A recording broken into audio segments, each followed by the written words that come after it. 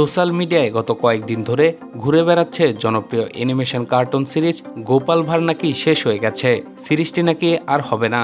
এই সিরিজের গুরুত্বপূর্ণ চরিত্র গোপাল মারা গেছে বলে দাবি করা হচ্ছে।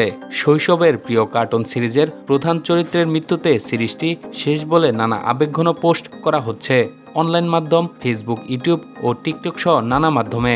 ছোট্ট একটি ভিডিও ঘুরে বেড়াচ্ছে যেখানে দেখা যাচ্ছে মৃত্যু শয্যায় শুয়ে আছে গোপাল ভাঁড়। তার পাশে দাঁড়িয়ে কান্না করছেন গোপালের স্ত্রী, নাতি নাতনি এবং রাজা কৃষ্ণচন্দ্র ও রাজ্যসভার সদস্যরা।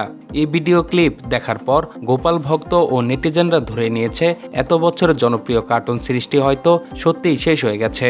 ফলে অনেকেই আবেগপ্রবণ হয়ে পড়েছেন, যেন তারা বাস্তবের কোনো প্রিয় মানুষকে হারিয়েছেন।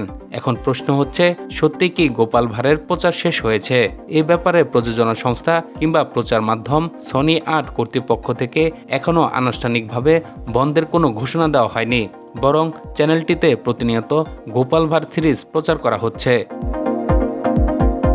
এদিকে বিভিন্ন মাধ্যমে ছড়িয়ে পড়া যে ভিডিওটি নিয়ে এত আলোচনা চলছে সেটি মূলত নতুন কোনো পর্ব নয়। প্রায় 2 বছর আগে প্রচারিত 137 নম্বর পর্বের একটি দৃশ্য ছড়িয়ে পড়েছে।